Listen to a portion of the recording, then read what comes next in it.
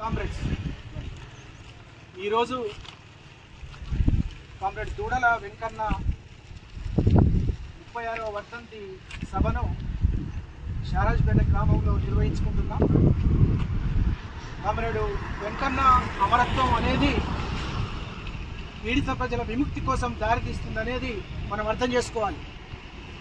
ఎందుకంటే విప్లవోద్యమంలో గ్రామ స్థాయిలో కావచ్చు, పై స్థాయిలో కావచ్చు, పనిచేస్తున్నటువంటి కార్యకర్త నుండి మొదలుకొని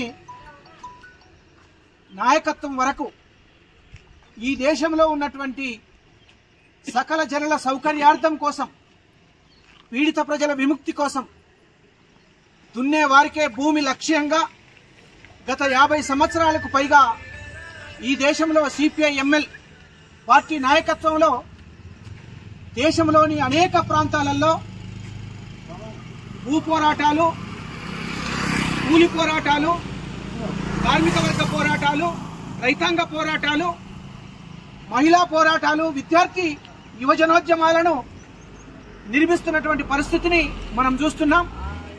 ఈ దేశంలో అనేక పాయలుగా, గ్రూపులుగా, విడివిడిగా ఉన్నటువంటి ఎంఎల్ పార్టీలు ఏవైతే ఉన్నాయో ఈ ఎంఎల్ పార్టీలన్నీ కూడా ఒకే తాటిపై ఒకే లక్ష్యం కోసం పనిచేస్తున్నటువంటి మార్క్సిజం, లెనినిజం, మావో ఆలోచన విధానం వెలుగులో పీడిత ప్రజల విముక్తి లక్ష్యంగా, ధ్యేయంగా ఎంచుకొని పనిచేస్తున్నటువంటి అనేక విప్లవ సంస్థలు ఈ దేశంలో విలీనం దశలో కొనసాగుతున్నటువంటి పరిస్థితిని మనం చూస్తున్నాం.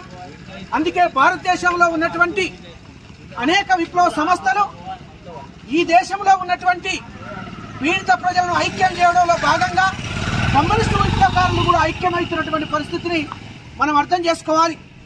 అందుకోసం ఈ దేశాన్ని పరిపాలిస్తున్నటువంటి, రాష్ట్రాన్ని పరిపాలిస్తున్నటువంటి, వివిధ రాష్ట్రాలలో పాలక వర్గాలుగా కొనసాగుతున్నటువంటి పార్టీలో ఈనాడు ప్రజల ఎజెండాగా, రైతాంగ ఎజెండాగా, కార్మిక వర్గ ఎజెండాగా ముందుకొస్తున్నప్పటికీ ఆచరణలో ప్రజలను విచ్ఛిన్నం చేయడం, ప్రజలను దోపిడీ చేయడం, పీడనకు గురి చేయడం, అణచివేతకు గురి చేయడం, అసమానతలతోటి ఈ రాజ్యాన్ని, దేశాన్ని పరిపాలిస్తున్నటువంటి పాలక వర్గాల పరిస్థితిని మనం అర్థం చేసుకుంటున్నాం.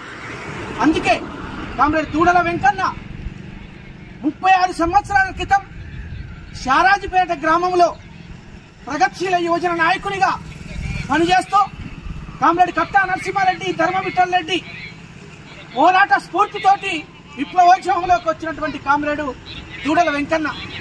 దూడల వెంకన్న లాంటి అనేక మంది వీరులు రక్త తర్పణకు, త్యాగాలకు గురయ్యారు, అమరత్వానికి గురయ్యారు. వారి ఆశయమైనటువంటి నూతన ప్రజాస్వామిక విప్లవం అనేది ఈ దేశంలో ఉన్నటువంటి పీడిత ప్రజలకు ఉన్నతమైనటువంటి మార్గాన్ని, ఉన్నతమైనటువంటి జీవితాన్ని అందిస్తుందనేది మనం అర్థం చేసుకోవాలి. కామ్రేడ్స్ అనేక మంది ఉన్నారు. కామ్రేడ్ కట్టా నరసింహారెడ్డి కావచ్చు, ఇక్కిరి ధర్మన్న కావచ్చు, లేదు కోరాశంకర్ కావచ్చు, ధర్మ విఠల్ రెడ్డి కావచ్చు, కట్ట మంజన్న కావచ్చు, గఫీర్ సాదిక్ కావచ్చు, ఇలాంటి అనేక మంది, కామ్రేడ్ విక్రమన్న కావచ్చు, అనేక మంది ఈ ఉమ్మడి నల్లగొండ జిల్లా కాదు, యాదాద్రి భువనగిరి జిల్లాలో వీరులై నేలకొరిగారు, అమరత్వాన్ని మనకు అందించిపోయారు. కాబట్టి అమరవీరుల ఆశయం అనేది జెండాల వరకే పరిమితం కాకుండా, వర్ధంతుల వరకే పరిమితం కాకుండా, వారి ఆశయాన్ని నెరవేర్చాలంటే మనమందరం కూడా ఒక క్రమశిక్షణ కలిగినటువంటి విప్లవ కార్యకర్తలముగా విప్లవోద్యమాన్ని నడిపించాల్సినటువంటి అవసరం ఉంది. ఈ దేశంలో తారతమ్య భేదాలుగా ప్రజలు జీవిస్తున్నారు, అసమానతలతో గురవుతున్నారు. ప్రధానంగా ఈనాడు బీజేపీ కేంద్రంలో నరేంద్ర మోడీ నాయకత్వంలో మొత్తంగా ఈనాడు ప్రజల విచ్ఛిన్నమే ధ్యేయంగా పనిచేస్తున్నాడు, ప్రజలను విభజిస్తున్నాడు. మతం పేరుతోటి, మతోన్మాదం పేరుతోటి ముస్లింస్ మీద, క్రిస్టియన్స్ మీద, దళితుల మీద, కమ్యూనిస్టుల మీద, ఆదివాసీల మీద, అన్నల మీద, మావోయిస్టుల మీద ఈ రకమైనటువంటి దుర్మార్గపు, అప్రజాస్వామిక, రాజ్యాంగ వ్యతిరేక, చట్ట వ్యతిరేక దాడులకు పూనుకుంటున్నటువంటి పరిస్థితి ఉన్నది. కాబట్టి బీజేపీ అనుసరిస్తున్నటువంటి నరేంద్ర మోడీ మతోన్మాద విధానాలు ఏవైతే ఉన్నాయో వీటిని మనం ప్రశ్నించకుండా, వ్యతిరేకించకుండా, ఎదిరించకుండా ఈ దేశంలో ప్రజలకు విముక్తి లేదు.